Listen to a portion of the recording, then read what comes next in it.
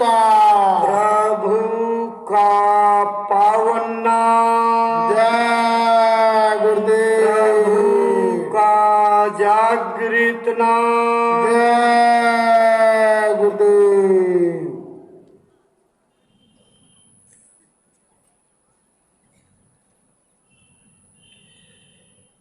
मानव जीवात्माओं के कल्याणार्थ अध्यात्म की भागीरथी को उतार कर लाने वाले दाता दयाल परम पूज्य दादा गुरुजी महाराज मानव सृष्टि के अलौकिक महापुरुष जय गुरुदेव नाम का जहाज लगाने वाले समर्थ सतगुरु परम पूज्य स्वामी जी महाराज के पावन चरण कमलों में अनंतो अनंत प्रणाम। गुरु महाराज की दया कृपा के आधार उनके प्रकट बोधगम्य रूप हमारी संगत की अमूल्य धरोहर संस्था प्रमुख पूज्य महाराज जी को कोटिशः नमन। संस्था और ट्रस्ट के सम्माननीय वरिष्ठ पदाधिकारी सदस्यगण सादर नमन। आप सभी कृपाकांक्षी बनकर गुरु महाराज के पावन दरबार में उपस्थित आज के विकृत समय में त्याग तपस्या और सेवा की भावना के आश्चर्य गुरु महाराज के दरबार में उपस्थित सम्मानित भाई बहनों, बच्चे बच्चियों, धर्म प्राण सज्जनों, सबको सादर ससम्मान हार्दिक जय गुरुदेव।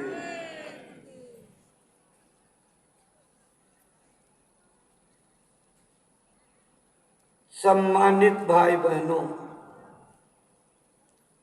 आज 17 मई सन 2024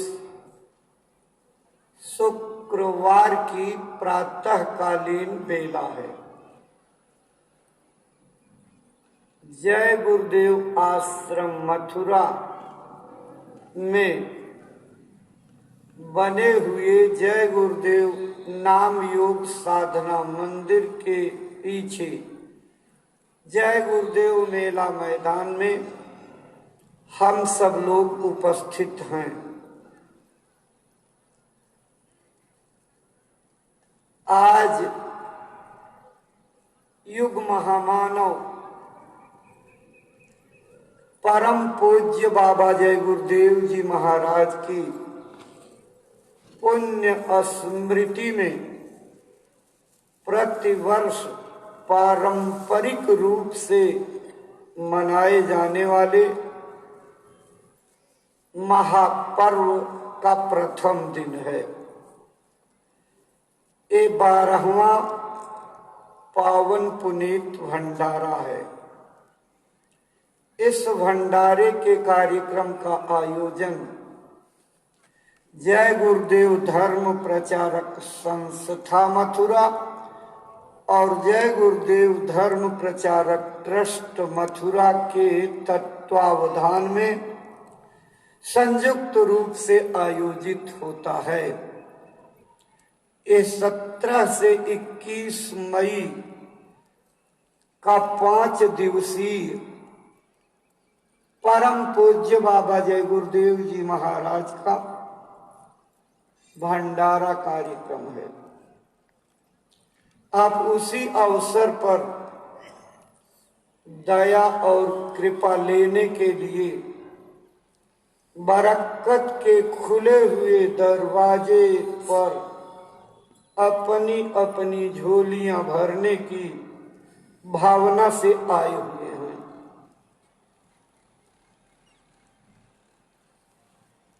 अलग अलग लोगों के अलग अलग भाव हैं। यह संगत एक प्रकार से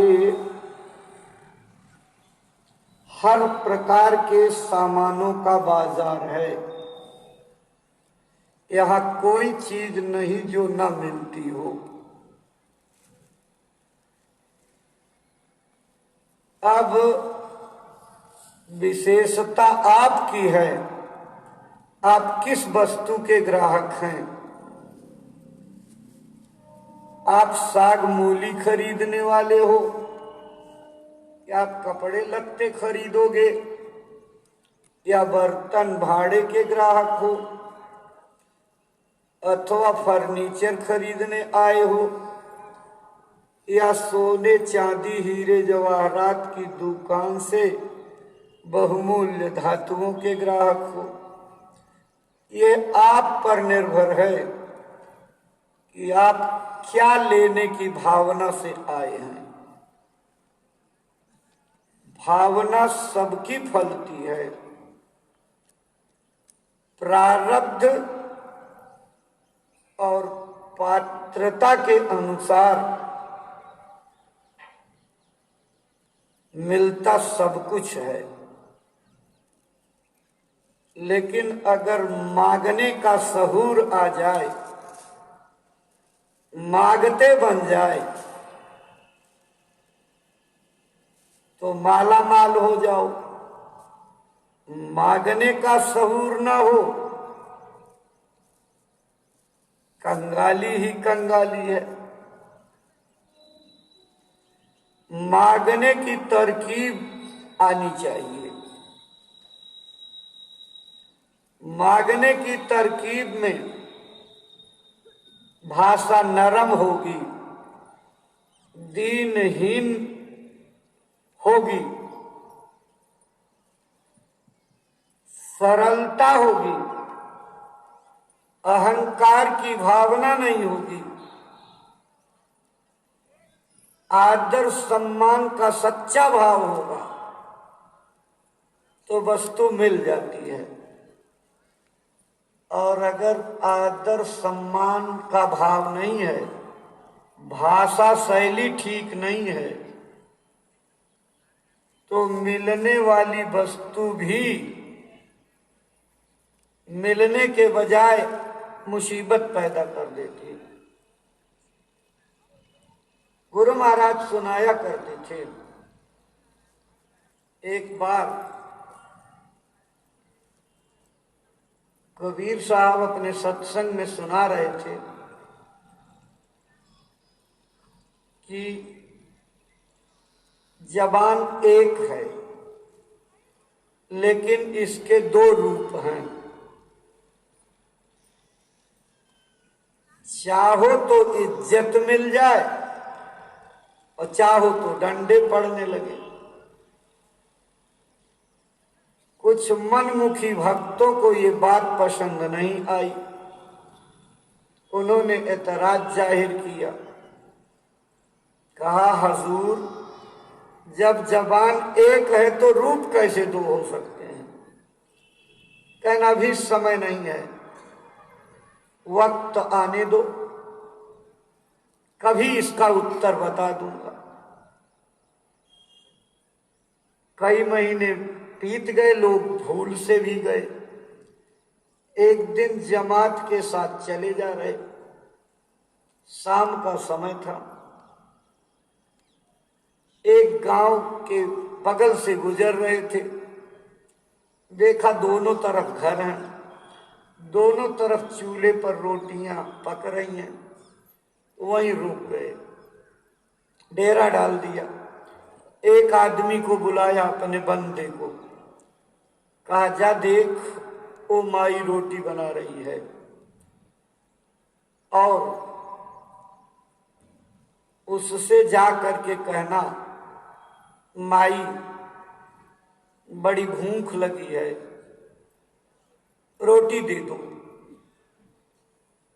तो जैसा गुरुजी ने कहा था वैसे जा करके कहा माई भूख लगी है, रोटी दे दो। उस माँ के पास कोई औलाद नहीं थी, निसंतान थी। आज बुढ़ाई बेला में एक आदमी प्रेम से माँ कहने वाला, उसका दिल गदगद हो गया, अंतर मन से बहुत खुश हो गई। 7 रोटियां अपने लिए चूल्हे के पीछे बनाकर रखी थी, 7 रोटी उठाई और उसको दे दी, लेकर के चला आया। गुरुजी ने कहा रख दो यहीं। दूसरे बंदे को बुलाया, कहा इधर आओ। वो देखो उस घर में भी रोटी बन रही है, और जा करके कहना, हे मेरे बाप की औरत मुझे रोटी दे दो। बात तो एक ही है। अरे भाई, जो बाप की औरत होगी वही तो माँ कही जाएगी, दूसरे को थोड़ी। जो बाप की औरत होगी, जैसे ही इसने जा करके कहा, हे मेरे बाप की औरत मुझे रोटी दे दो, उसने उठाया चिमटा और लेकर गरियाते हुए खदेड़ लिया, कहा रुक, अभी तुमको रोटी देती हूँ। भागते नौबत आ गई। गुरुजी के पास गया तो कहा क्यों रोटी लाए? अरे कहन सरकार, और उसने तो दौड़ा लिया, हम भागते नहीं तो चिमटा पड़ जाता जो है। कबीर साहब ने कहा देखो, मैंने एक दिन कहा था जबान एक है, इसके रूप 2 हैं। उस दिन तुम लोगों ने पूछा था तो मैंने कहा वक्त आने पर बताऊंगा। आज उसका वक्त आ गया। ये जबान देखो नम्र भाषा में गया और माँ कहा, उसने रोटियां सब उठा कर दे दी। और यही जबान बदल करके गया और कहा कि मेरे बाप की औरत मुझे रोटी दे दो। तो देखो जबान का रूप बदल गया और ये रोटी के बजाय डंडे की नौबत आ गई। यही तो हमने कहा था, इस जिह्वा से आप लोगों का दिल जीत सकते हो, लोगों का प्रेम पा सकते हो। समाज में एक रीत चली आई है, किसी जाति का बच्चा हो, किसी जानवर का बच्चा हो, लोग उठा करके गोदी में प्यार करने लगते हैं। क्यों करते हैं? छोटा है, अबोध है, अज्ञानी है, दीन है। छोटे अज्ञानी दीन अबोध को सब प्यार करते हैं, लेकिन यही बच्चे जब बड़े हो जाएं, 18 साल 20 साल के, तो क्या कोई गोदी में उठाकर उस तरह से प्यार करता है जैसे बचपन में करते थे? कोई नहीं करता। माँ बाप अपने ही सगे बच्चों को नहीं उठा करके प्यार करते, लेकिन अगर छोटा रहे, दीनहीन रहे, अबोध रहे, तो सब उठा करके उसको पुचकारते, चूमते, चाटते हैं। लेकिन कब? जब दीनता रहेगी। आप भी दीन रहोगे, नम्र रहोगे, अबोध रहोगे, अज्ञानी बनोगे।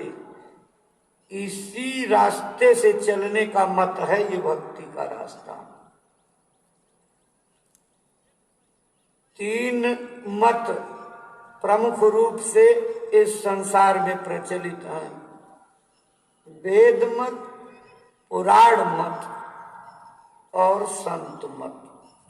और तीनों की व्याख्या लगभग सभी धर्म ग्रंथों में है, चाहे वैदिक काल हो, चाहे स्मृतियों का काल हो, या अन्य शास्त्रों का समय हो, हमारे रामायण भागवत का समय हो। यह बात स्पष्ट लिखी है, यहाँ न पक्षपात कछु राखम, वेद पुराण संत मत भाखम। मैं कोई पक्षपात की बात नहीं करता। मेरे इस रामायण में, रामचरितमानस में वेद मत, पुराण मत और साथ साथ संत मत तीनों का वर्णन है। और यही बात शुरुआत में लिखी है, नाना पुराण निगमागम सम्मतम वेद सम्मतम यद रामायणे निगदितम क्वचिदन्यतोपि। यानी विभिन्न प्रकार के पुराण, वेद, शास्त्र सबका निचोड़ निकाल करके मैंने इसमें रखा। और इसके अलावा क्वचिद अन्यतोपि, कुछ दूसरा और भी, जो क्वचिदन्यतोपि है, यानी जो कुछ और है, वही निखालिस संत मत है। लेकिन रामायण में से संत मत की निचोड़ बातों को कौन निकाल पाएगा? कोई मान सरोवर में चुगने वाला, मोती चुगने वाला संत रूपी हंस, जड़ चेतन गुण दोषमय विश्व कीन्ही करतार, संत हंस पय गहई गुण परिहरि बार विकार। इस संसार की रचना जीवात्मा की चेतनता को लेकर के जड़ मसालों में लपेट करके और दोनों का संयोग यानी यौगिक बना करके और इस संसार की रचना कर दी गई। ये जड़ चेतन मिलाकर अवचेतन रचना है। इस अवचेतन रचना का निचोड़ यानी चेतन तत्व कौन निकाल सकता है? जिनके अंदर दूध और पानी मिले हुए घोल में से पानी छोड़ करके दूध को अलग करने की क्षमता है, ऐसा केवल हंस कर सकता है। दूसरा किसी जानवर में, किसी पंछी में क्षमता नहीं है। ऐसे ही महात्माओं के ग्रंथ, उनकी साधना, भक्ति और कमाई के सबूत देने वाले दस्तावेज हैं। उनकी साधनाओं का इशारे इशारे में, संकेतों में वर्णन किया गया है। तीसरी आंख खोलने के बाद ये ग्रंथ लिखे गए हैं। हमने आपने तीसरी आंख खोला नहीं और भौतिक बुद्धि के ज्ञान से ऐसे ग्रंथों का मनमानी अर्थ लगा रहे, मनमानी व्याख्या कर रहे, मनमानी तात्पर्य निकाल करके लोगों को उलझा रहे, इसकी सजा मिल जाएगी। जो लोग महात्माओं की अभीष्ट और एक विशेष लक्ष्य को लेकर के इंगित की गई वाणियों का अर्थ का अनर्थ निकालते, तर्क विद्या से उसका तात्पर्य भावार्थ समझाने की कोशिश करते, उनको महात्माओं के वाणियों के अपमान की सजा मिलती है। जो लोग जल्दीबाजी में महात्माओं की वाणियों का, श्लोकों का, चौपाइयों का राग रागिनी के लय में तोड़ करके अक्षरों की मात्रा बढ़ा घटा करके अर्थ का अनर्थ करते, उनको भी माफी नहीं मिलती, वाणियों के अपमान की सजा मिलती है। हमारा देश ऐसे महान आत्माओं का देश रहा। उनकी शिक्षा भरी, तालीम भरी किताबों के रहते हुए भी हम भटक गए। इससे बड़ा दुर्भाग्य, इससे बड़ा अज्ञान, इससे बड़ी नासमझी, इससे बड़ी बेवकूफी और मूर्खता दूसरी नहीं हो सकती कि सब कुछ होते हुए भी हाथ में पड़ी हुई वस्तु को पहचान न पाना और उसकी कीमत से अनभिज्ञ रहना, ये नादानी और मूर्खता नहीं तो और क्या है। बड़े बड़े धुरंधर, धर्मज्ञ, ज्ञानी, तपस्वी, ये सब भटक गए ज्ञान के अहंकार में, श्लोक के अहंकार में, किताबों को कंठस्थ करने के अहंकार में, अपने इसी झूठे ज्ञान में। इनकी क्या दशा, महात्माओं ने बहुत अफसोस के साथ कहा, 4-18 9 पढ़े, खट पढ़ी खोया मूल। 4 वेद, 18 पुराण, 9 प्रमुख उपनिषद, स्मृतियां, 6 शास्त्र, ये पढ़ करके अपनी जड़ से, अपने मूल से दूर होते चले गए। सूरत शब्द चीन्हे बिना जो पंछी चंडूल। जब तक सूरत की 3 अवस्थाएं हैं। सूरत जीवात्मा को कहते हैं। जब अपने अखंड मालिक के देश में अपने आनंद में मग्न रहती है तो स्वधन रतः इति सुरतः, यानी अपने आनंद में मशगूल रहती, किसी और चीज की फिक्र नहीं, उस अवस्था में इसको सूरत कहते हैं। और जब ये उस मंडल से उतार करके नीचे लाई जाती तब इसका नाम जीवात्मा हो जाती है। और जब दोनों आंखों के मध्य भाग में बैठा दी जाती तो यही जीव कहलाती है, जीव। इन तीनों का फर्म एक महात्मा सुंदर दास हुए, उन्होंने बहुत अच्छे तरीके से वर्णन किया है। उन्होंने लिखा अपनी किताब में,